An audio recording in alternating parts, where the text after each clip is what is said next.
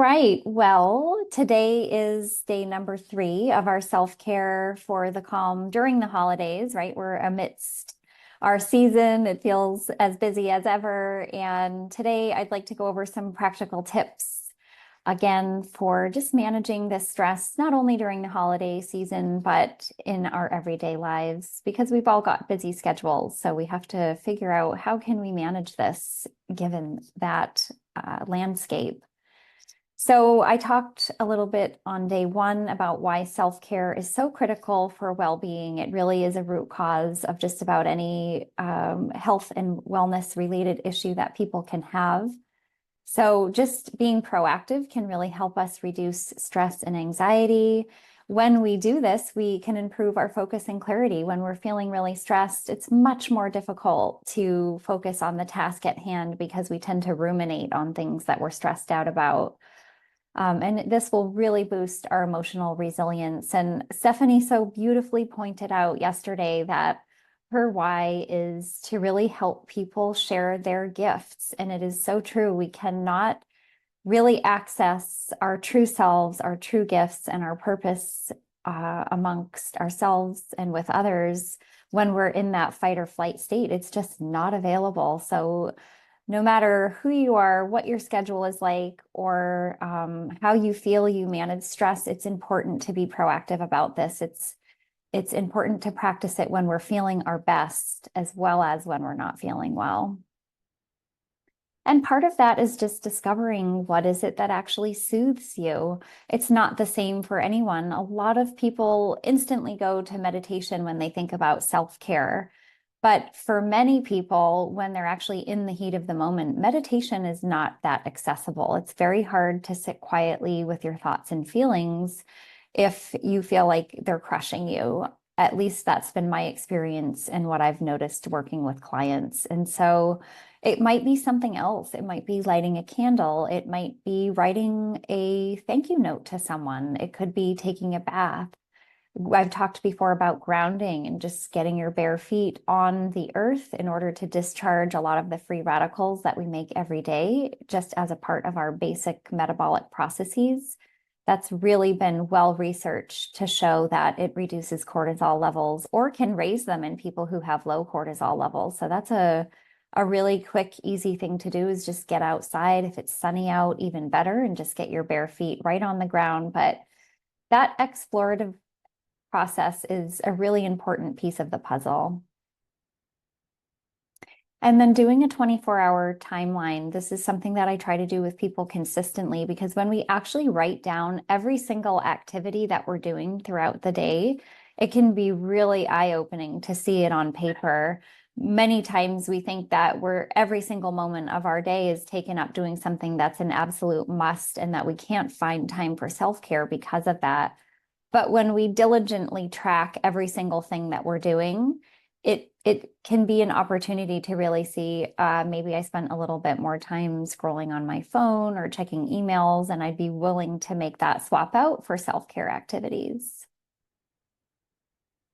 And again, just figuring out in that 24-hour timeline, what are the things that aren't serving you?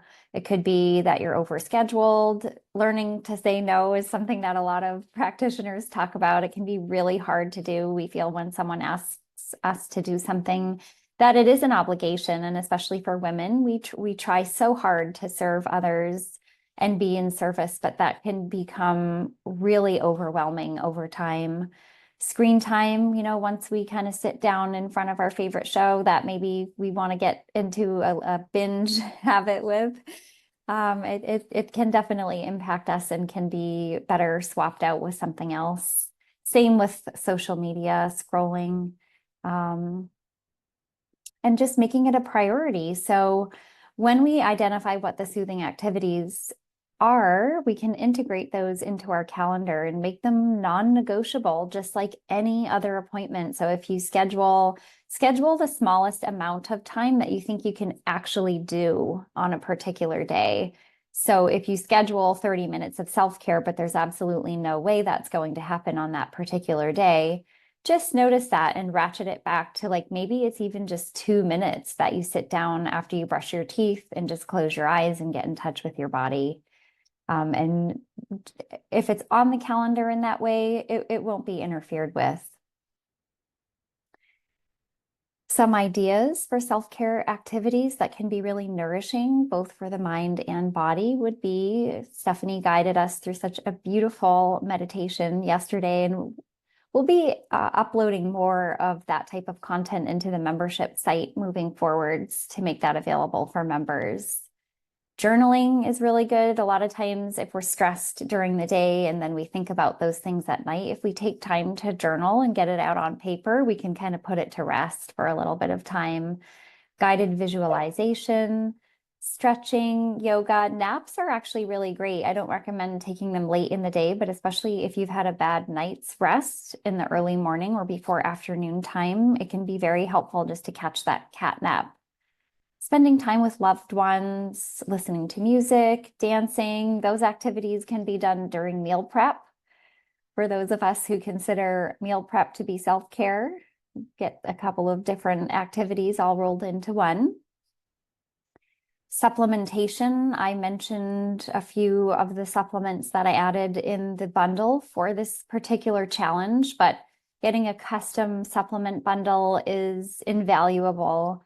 For this particular bundle, I've mentioned that the OptiMag Neuro is the form that crosses the blood-brain barrier. That's the magnesium threonate. And adaptogen just means it helps the body adapt quickly and be resilient. And that's what the ashwagandha is for. And the L-theanine, again, really just helps people feel more relaxed. It's an amino acid. It's naturally occurring and can be super helpful without any side effects. Working with a practitioner for supplement recommendations is absolutely invaluable. 25% of what's found on the shelves in the stores, and even more so on Amazon, doesn't even contain the active ingredient listed on the bottle. So you really want to be careful about where you're getting supplements. At a minimum, you want a seal that says GMP on it. That's good manufacturing practices, just to make sure that everything in there is what it says it is. But again, even still, if you buy on Amazon, for example, you don't know if someone's tampered with that bottle in between times. And, you know, all different supplements have wonderful benefits, and it can be very, we can really, every supplement that we hear about, like, I need that one, or you're looking at a big shelf of supplements in Whole Foods, for example, and it's like, where would I even start? What is it that my body needs? So based on health and wellness goals, it can be really helpful to seek advice from a practitioner, and it's something that I love to do. But using labs is an even more targeted way to see where the balance needs to be restored in the body, and we can do that temporarily through supplements and in the long term through dietary and lifestyle changes. So we're encouraging people to join the membership program this month, mainly because next month we're going to kick it up a notch. We're going to actually raise the prices quite a bit. It's going to be, I haven't finalized the details on that yet, but it'll be somewhere between $99 and $139 a month. And what we offer right now for the $24.99 a month is a really sweet deal, actually. We've got tons of content in the membership site, and you can book appointments with us. You get the meal planning services, and Stephanie really touched so beautifully upon the benefits of using meal planning to help with stress management and also for the nutrients that we need to support the body under stress. So all of those things included in the membership. And in conclusion, for this 3-day challenge, self-care is essential. It's not selfish. It's absolutely mandatory in order to serve others in the way that I know we all want to. It helps us feel more energized, and we're all fully worthy of making ourselves a priority. It is one of the hardest things to do, but practice makes perfect. And you can absolutely establish a wonderful self-care routine that serves your body, helps you feel more clear and focused, and just promotes overall health and wellness. So gratitude to everyone for their participation. I know a lot of people have been watching online.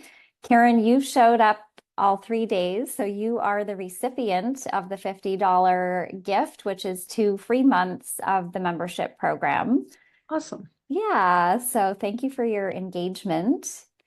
reviewing the self-care schedule. And if you haven't signed up for the membership program, please go ahead and do that. We're open to questions, suggestions for improvement for us. And Stephanie, anything from you to close?